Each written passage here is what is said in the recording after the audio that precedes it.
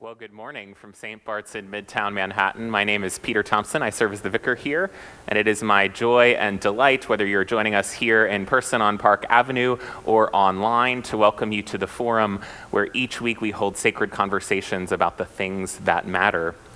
And this weekend, on the weekend on which we celebrate the Reverend Dr. Martin Luther King Jr., it is a real honor to welcome Professor Maurice Wallace from Rutgers University. He is the author of King's Vibrato, Modernism, Blackness, and the Sonic Life of Martin Luther King Jr. It's available in our bookstore, so you can stop by there afterwards and maybe even catch Professor Wallace or a signature before he leaves. It's about the sound of Martin Luther King Jr., and I'm really excited to hear from you this morning, Professor Wallace. Thanks for being here. Thank you very much. The invitation is quite generous, and I'm really pleased to have been invited by you. This occasion has given me opportunity. It's been a little therapeutic, as a matter of fact, because I suffer from chronic perfectionism, which means I had to go back and reread stuff that I wish I didn't have to reread because I wince sometimes. Some of you know what I'm talking about, but it has been therapeutic to help me accept my own flaws, my own limited humanity, right? I undertook this book probably 10 years ago because it was the book I wanted to read. I think I had come to a place in thinking about the life and legacy of Martin Luther King Jr., who was an important figure to my family, an important figure in my family. I should say as a quick aside that almost weekly on Saturday mornings especially, I'd awaken to the voice of Martin Luther King Jr. played from our family stereo system by my father. He had a vinyl recording of King's March on Washington speech. And my father himself had been something of a local activist. And so Dr. King was a really important figure for him and an inspiration for him. I was born in 1967, so in the years immediately following King's death, King's assassination, my father was a devotee and regularly played that vinyl. In the introduction to this text, I say that King's voice was something like our Saturday morning reveille. It was the way we got up. It was the sound we got up to. And that voice, the sound of it, had been with me for many, many years before I thought that I might like to write about it. But the primary inspiration was getting invited to annual Martin Luther King Day celebrations as a pastor, a local pastor, and a professor, but knowing already in advance what was expected of me, what the message was going to be. That it had become a little formulaic, and I grew a little weary of that. So I wanted both to explore why that voice was so meaningful, why it's so memorable, how it is that any of us, from the youngest to the eldest of us, can hear King's voice once and never forget it. It astonishes me often that a third or fourth grader can hear that voice, be given a certain context, and know from that point forward whose voice that is. There are very few Americans about whom that can be said in any field, in any genre. Remarkably, even among musicians, it's very hard to find that distinctive of a voice to leave its imprint so widely with so many of us in the 20th century. So I wanted to explore the sound of that voice, what it meant to my father, what it came to mean to me, but also and I'm a little serious about this, I also did it because I wanted to get disinvited from the occasions of having to give the same annual speech over and over again. I just didn't want to do it, and I thought that King's Life and Legacy deserved and demanded more. And I came to this project, and by the end of it, I realized that the cover of this book had to be this image, because this image says everything about the project I undertook. As I said, it was the book I think I wanted to read. The late Toni Morrison left us that legacy, saying that, you know, if there's a book you can't find on the shelves, it's your responsibility to write it. And so I took her seriously in that respect. And this image captured everything about what I wanted to say about the voice of Martin Luther King Jr. I should tell you, if you are inclined to make a purchase of this book, that it's not a biography of King's voice, or it's not a biography of Martin Luther King himself. Those have been written. And you might find it a little frustrating if you're a historian and you want dates, places, events. This is rather historical, but it is an historical reflection. It is a kind of critical musing on King's voice, and it depends on recognizing that King's eloquence is not reducible to some genetic predisposition, that rather his voice was developed. He developed his voice. His family developed his voice. Not always consciously, not always deliberately, but there was a certain soundscape around him into which he fit his voice and found his voice. And among the features of that soundscape, the most prominent of them include, I think, the pipe organ in his family church, Ebenezer Baptist Church in Atlanta, Georgia, and the fact that his mother was the head musician at that church. She was the organist. There were two other organists, I think, but she was the primary organist and musical director for that church. And the pipe organ itself, though very little has been written about pipe organs in primarily African-American ecclesial traditions, sometime between 1930s and 1970, they were quite popular, or desirable, if not always accessible. And I pay a little attention in this book to that history that tends to get overlooked for the more nimble and popular sound in the 1970s of the Hammond B3 organ that doesn't require pipes at all. It needs but a Leslie speaker, and you're in the groove.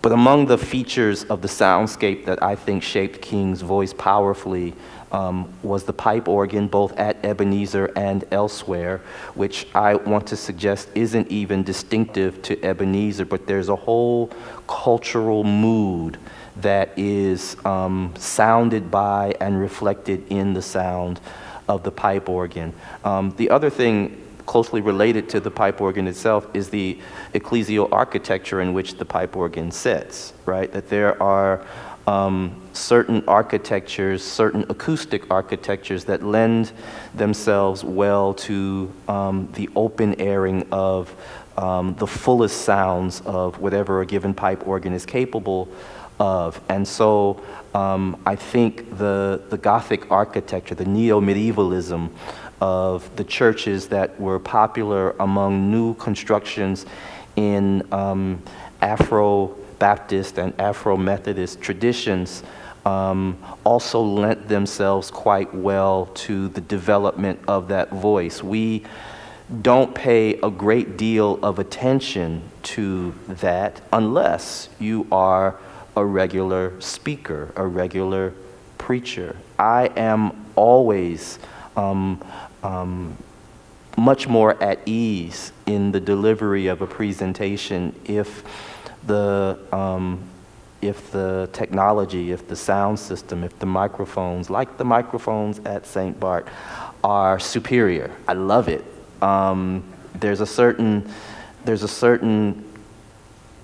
micro echo I think I hear that helps me navigate the preaching or the speaking. And if you think about it, to the degree that I am coherent even now, to the degree that this sounds fluid, if it does at all, it's not because of my intelligence, it's because, or exclusively, it's because of this great sound system that allows for a certain fluidity to be heard and to sound far more easily than if I have to strain to be heard. So the sensitivities of the microphone system, the speaker system at these various churches, and the acoustics broadly in the spaces where King preached and made his presentations, indoor spaces and outdoor spaces, also were quite critical to his success as an orator. I wouldn't say this outside of St. Bart. I have new friends here. I think I can trust you with this. But pound for pound, during King's life and career, he may not have been the most adept orator. We can't take anything away from him. But there were other people less public, other preachers less public. One who comes to mind was the eminent Chicago preacher Joseph H. Jackson, who was for 30 years or more the president of the National Baptist Convention, the largest African-American denominational organization in the country at the time. He was amazing, absolutely stunning, and yet his political convictions were very far from King's political convictions, and at some point he became the nemesis of King. He is famous or infamous not just for some remarkable preaching, and if you ever have a notion to look him up on YouTube, you ought to listen to some of his preaching. I have never heard anyone quite like him to be booed in the first 5 minutes of a convention speech, only to have a standing ovation by the end of it. Like, he's that adept. It's remarkable to witness. Something he said was not well liked by the assembly. He was loudly booed, but by the end, the people were up on their feet. They were shouting glory, Hosanna, all of that. It was quite remarkable. I can think of 2 or 3 other of King's contemporaries who ought to be discussed as orators and preachers in the same vein as King was. Only King was more public and more public about his politics and a certain kind of urging on the public. These other preachers tended to have for their audiences local, sometimes national, black groups and organizations and audiences, but King's audience and organization was the whole of America. And he was, to take nothing from him, obviously, quite a remarkable orator. This image has both the pipe organs in it, the electricity that feeds the cross as it is illuminated, but also I am quite taken by King's posture in this image. And it is because I take it to be a posture of listening. Most King images, the most celebrated ones, have King preaching, holding forth. And I actually had a bit of a back and forth with the publisher of this book because I preferred not to have an image of King preaching on the cover.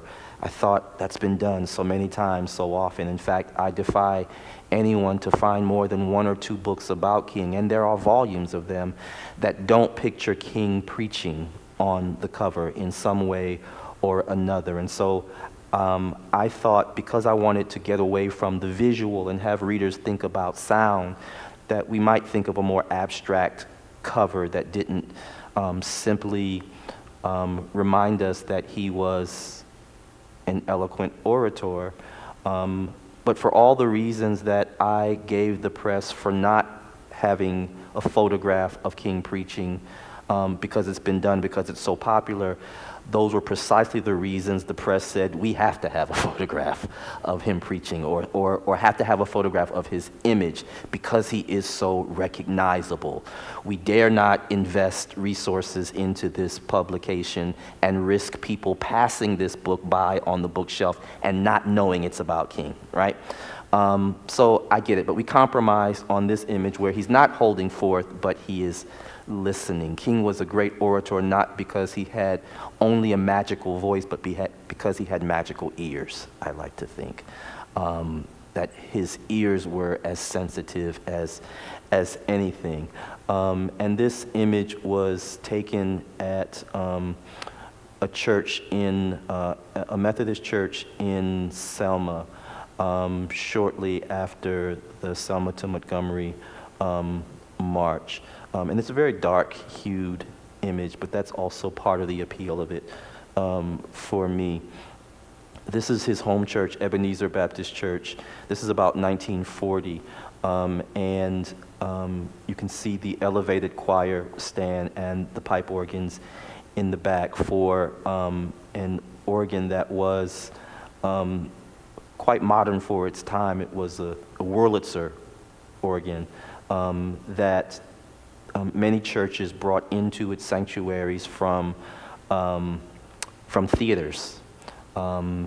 They were once upon a time used for the accompanying of film in theaters, but also just for dramatic theater as well. And this is an image of King's mother, Alberta King, who was the organist, as I said, at her church. And I think perhaps more than King's father or grandfather or great-grandfather, who were all Baptist preachers, that he owes the sound of his voice. I call it his organ tones to the influence of his mother and the music at Ebenezer Church. That's the long and short, maybe long, of what this book is about. But I'm happy to have your ears today just to hear a little bit about what I have been thinking with regard to King's voice. Excellent. Well, if you have questions for Professor Wallace, there are question cards on your table, and also Jama Tung, who is around somewhere, will be handing out cards and be willing to collect them from you. If you're joining us online, you can type in a question into the live chat on YouTube, to the comments on Facebook, or you can email me, pthompson@stbarts.org, pthompson@stbarts.org. I wonder if we can start with vibrato. Why did you choose vibrato? And I know that you talked to musicologists to make sure you were using that term correctly. Yeah. I think at first it felt to me very much like a metaphor. I wanted to try to describe this exorbitance, this excess in King's voice. It was tremulant, it was resounding, it reverberated. And I thought that wavering, that extra tonality, the excess, the exorbitance, might be well described as a vibrato. You would probably more easily have a sense in a very succinct way of what I was talking about when I talk about the exorbitance in that voice, if I cast it as a vibrato. But I also wanted not to cheat. I wanted to be, I wanted to respect the investments that musicologists have in thinking about musical forms and techniques and terms. And so I put this idea to some musicologists who I think were a little suspicious at the outset. And maybe some will still be suspicious, but I got affirmation enough from a few musicologists that this seemed very much in the within the sort of meaning of vibrato, that it seems safe ground to cover, and it just stuck. It's a succinct way of talking about the tones of King's voices that defy easy scripting. You can read a speech by King, but to read that speech with your eyes is an altogether different experience than hearing that voice. Thus, vibrato. At King's funeral in 1968, there wasn't a traditional long-form eulogy. There was a short tribute, but at the insistence of Coretta, his widow, they played his voice. Yes. I didn't know that until I read the book. Can you talk about that and I guess how even his widow that quickly understood the power of his voice? Yeah, well, in some ways, the decision to play back a recording of King preaching from his drum major instinct sermon was easy enough because he had recently preached it at Ebenezer Church, where he was eulogized, or he was funeralized, only 2 months earlier. And of course, his sermon had been recorded on magnetic tape, and you might remember from that famous sermon, the drum major instinct, King having imagined what he would like a eulogist to say upon his death. And ultimately, he says he wanted to discount all of the awards and acknowledgments he had received, and wanted people to know that he tried to do God's will. He tried to feed the hungry and clothe the naked. And he called on a refrain from a hymn: if I can help someone as I pass along, if I can cheer someone with the word or song, if I can forget those words, then my living will not be in vain. So he called upon that hymn, evoked it, and he did so in that recognizable signature voice, obviously. So for many people, it felt like a self-eulogy, especially looking back on the fact that he'd said these words only 2 months before he was assassinated. Those words felt prophetic then, and therefore it probably wasn't terribly difficult for Coretta King, and perhaps it consoled Coretta King and her family, to have him here, to have him eulogize himself again, as it were.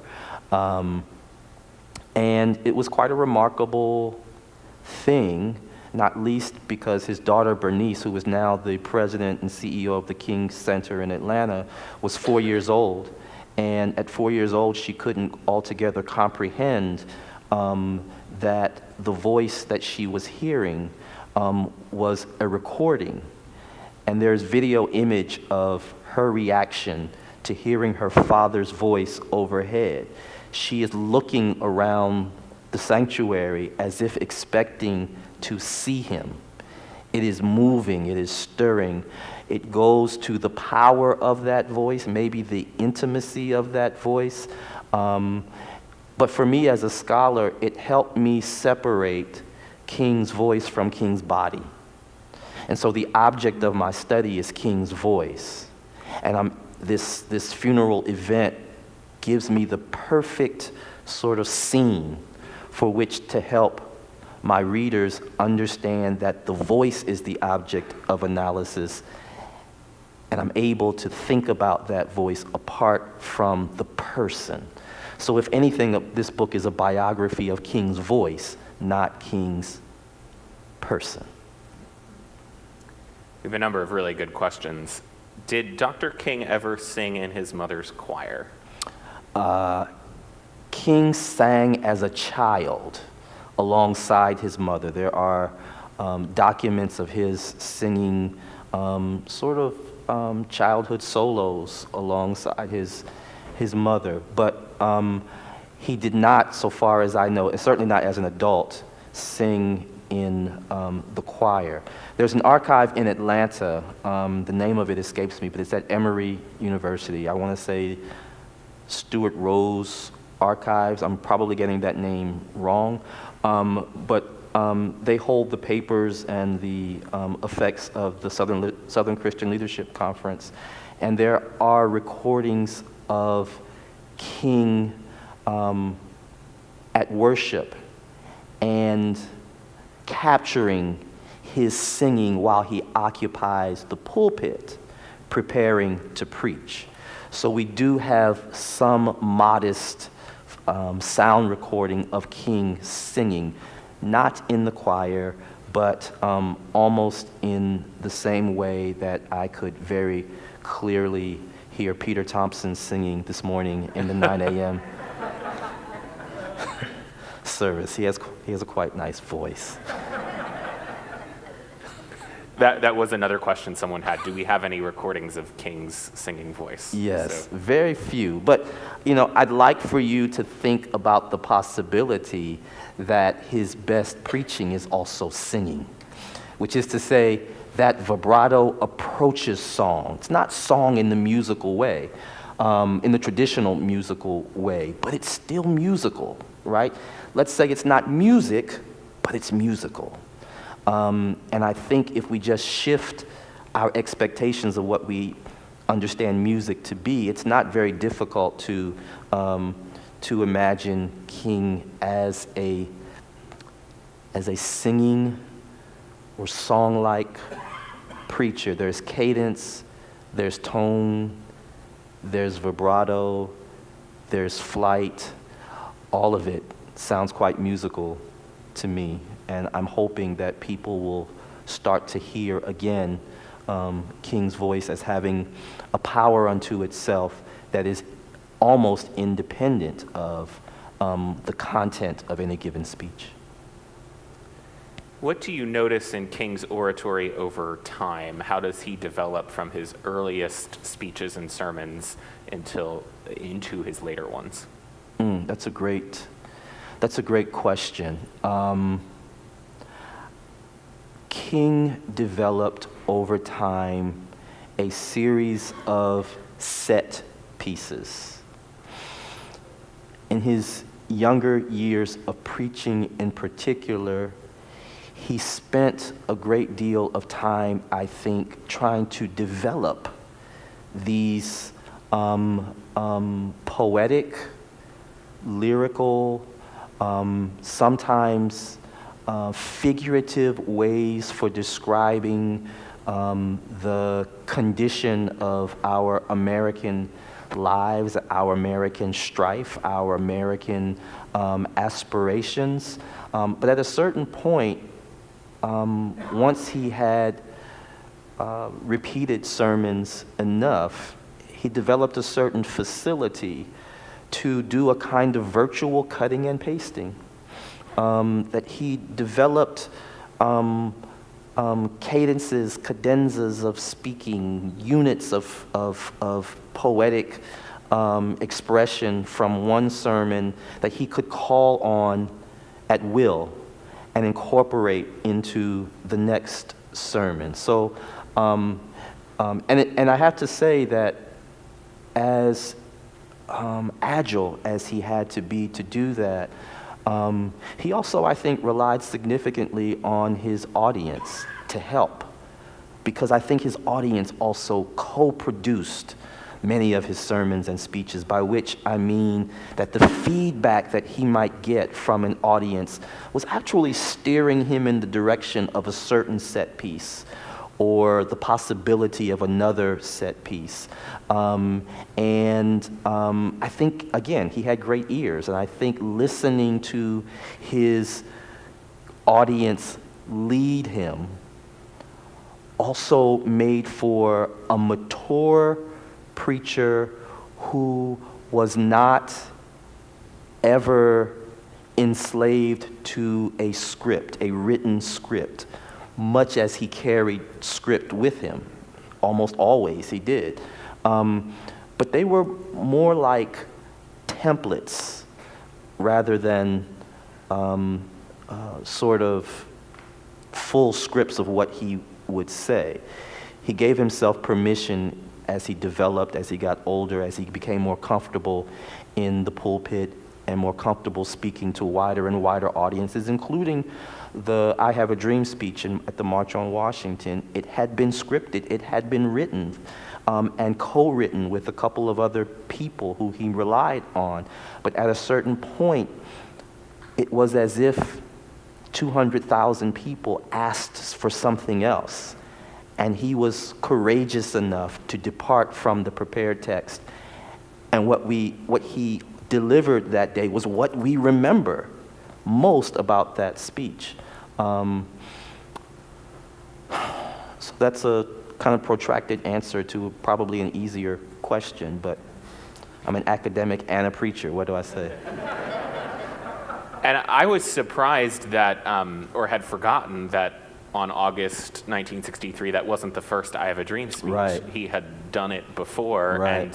and the original idea actually came from someone else. Yes, right? yes. The original idea, the very phrase, I have a dream, was not original to King. And in fact, I should have paid more attention to this in the book, but it started writing itself, and I sort of lost track of this fact that there was a younger student activist named Prathia Hall, who was the daughter of a very prominent Philadelphia preacher, African-American preacher, and she had been a part of the Student Nonviolent Coordinating Committee, and she was one of the more recognizable voices among student activists, concurrent with King's own activity. And she'd gotten the reputation of being quite a fantastic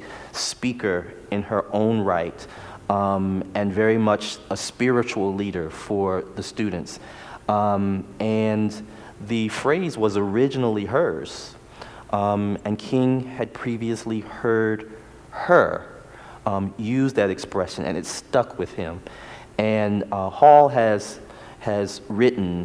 said, perhaps in an interview, frankly, that ultimately, though not a lot of public credit is given to her for that phrase, that King sought her permission to use it, probably not expecting that it would be what it is today. He probably didn't expect that. She probably didn't see that coming, but it was her phrase. He'd previously given a form of this speech using I Have a Dream. The first time he used it as a refrain was in Rocky Mount, North Carolina, in November of 1962. And then he'd gone to Detroit, Michigan, to speak at the municipal hall there, the civic auditorium there, Cobo Hall, in Detroit, before many, many thousands more, and gave a version of the I Have a Dream speech there. It was recorded by Berry Gordy of Motown fame, and alongside him at that event was the Reverend C.L. Franklin, who was the father of Aretha Franklin. So that in itself was quite a momentous occasion. And, you know, the remarkable thing for me is that King seemed unintimidated at all, being, I think, a little younger than C.L. Franklin, who was by that time known as the man with the $1 million voice. He was selling vinyl records of his sermons like Motown artists were selling music. And of course, Berry Gordy was recording the whole thing. And then ultimately it was at the March on Washington, where legend has it that Mahalia Jackson, standing behind him not far, having already heard the refrain a couple of times in previous occasions, whispered or nudged, tell him about the dream. And it was at that point that the speech diverged from the prepared text, and he went into the improvisation, let's call it, probably suggested explicitly, maybe implicitly, certainly, by Mahalia Jackson. Jackson had already sung, and she'd sort of, except for the fact that it was outdoors, we could say she brought the house down, right? But she knew the mood. She could feel the mood, the electricity. And I sense that knowing that, she encouraged him to also move in that direction, and trusting her as he did precisely that. And obviously we all have to thank them both for making that courageous oratorical move. The next questioner reminds us that Phillips Brooks said that preaching is truth through personality. How do you see that in King's own preaching? Truth through personality. I think, thank you for that. I think King's voice was also a very good reflection of his personality. Measured, intentional, aspirational. I think besides being a good orator, that King was also a great organizer. I don't think he gets much credit for how much of an influence he was to organize, to envision and organize the activity of the civil rights movement. And there's a certain kind of charm and charisma, I think, that is required to pull that off.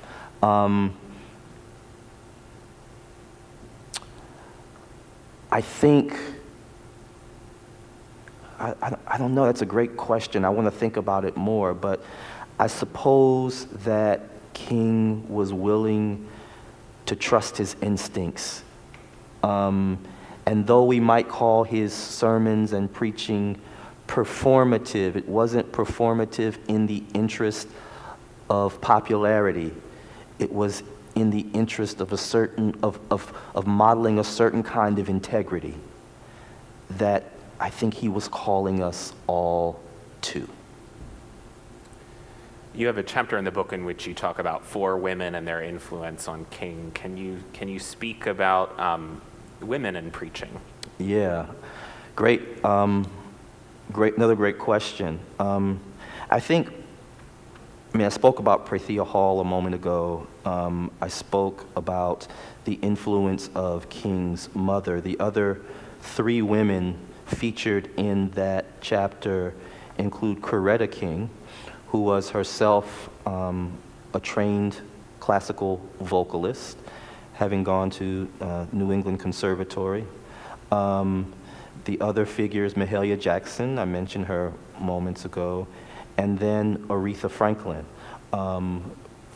Aretha Franklin and her father, C.L. Franklin, were quite supportive of the civil rights movement's efforts in Detroit.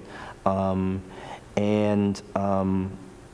so my chapter is interested in having us, earlier on I said maybe we should approach King's preaching as musical, even if it's not music. I want to suggest that we think the inverse about some of the women artists and vocalists, right? That even in their singing, they're doing something quite,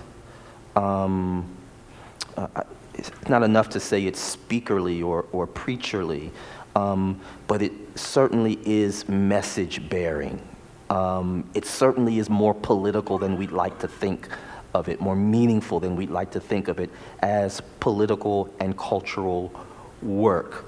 I think mostly by the middle of the 20th century, while there had been at the end of the 19th century a significant black women's club movement, and black women had significant space and public voice, by the turn of the century, more and more black women were being squeezed out of opportunities for preaching and speaking in the most public ways. And I like to think that though black women got squeezed out of those spaces, that didn't cause the energy to be public, to have a voice, to dissipate. I think probably that a great many black women vocalists might have easily been preachers if allowed to. I mean, think about Aretha Franklin for her. I'm glad she didn't, maybe. Maybe I'm glad, I don't know. Maybe she could have been both, right? Extraordinary at being a vocalist and a preacher. But the pulpit wasn't a space that sort of offered women freedom to enter and to hold forth in. I'd like to think that whatever preaching energies Aretha had found their way into her music. So except for, the exceptions like Prathia Hall, and maybe to some degree we should look again at the career of Bernice King. But except for those rare occasions, those rare exceptions,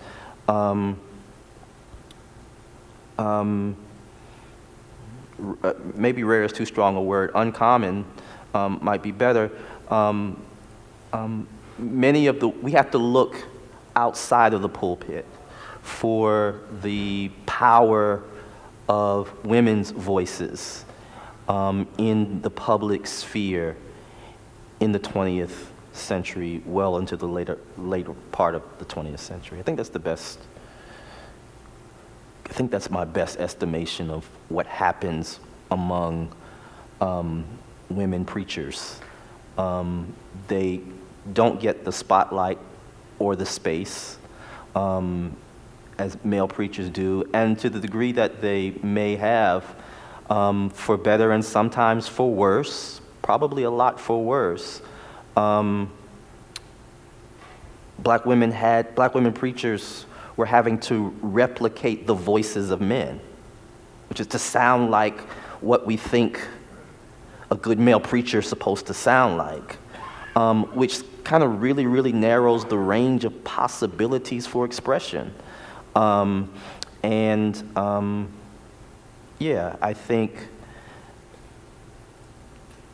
think we would be better to have had more women preachers, more public, more vocal, than seems to have been the case in the most public ways in the 20th century. All right, we're at time, but I'm going to try to fit two more questions in. Okay, I'll try to make it fast. Did your father's vinyl recording ever wear out? Do you still have it? He still has it.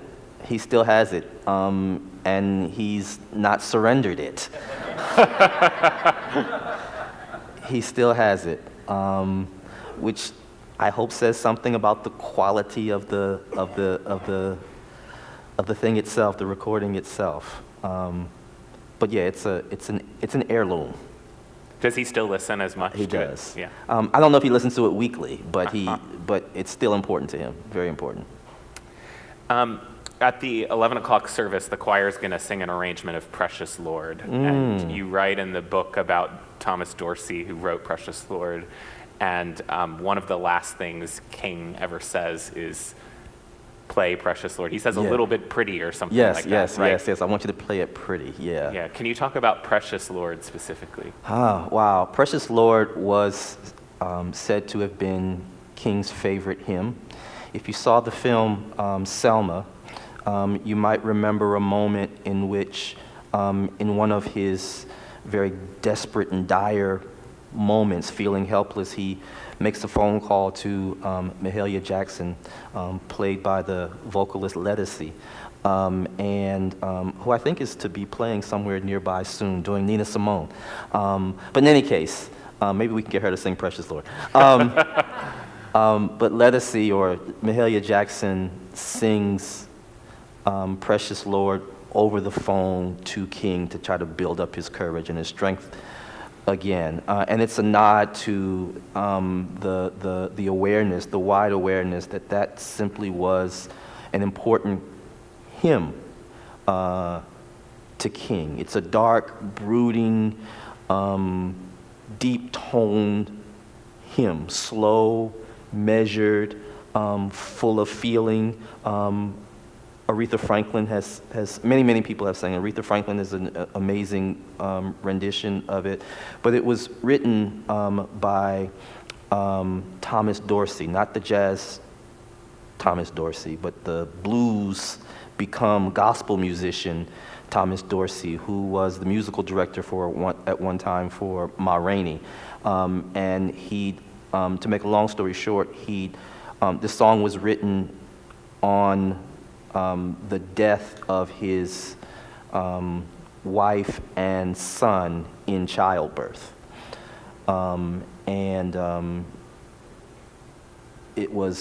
It came from heaven, he would say. It was part of his mourning. But it really just took, and I think it took because it expressed something of the mood of the country, the mood of Black America in particular, the tone of the experience of Black America, and especially, as I point out in my book, the matter of Black women's,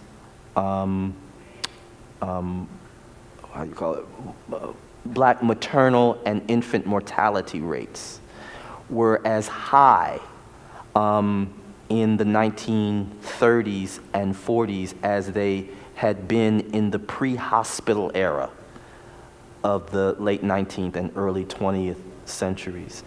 And so in some ways, I like to think that even though Thomas Dorsey wrote the song, it's also his wife's song too, her mourning, and the mourning of Black women more broadly in Chicago and other major cities across the world where women were dying in childbirth at very, very alarming rates, 2 or 3 times the national ratio. So Precious Lord has a kind of particular history that is regional to Chicago. It's gendered because it has a lot to do with Black women's health, reproductive health, but it's also national in that it, as I said, it strikes the right key for the mood of Black America, which has always been more or less mournful. Because as one celebrated writer says, the condition of Black life in America has been one of mourning. Unfortunately, we're going to have to leave it there. Thank you so much, Professor Wallace. Thank you for having me. Thank you all.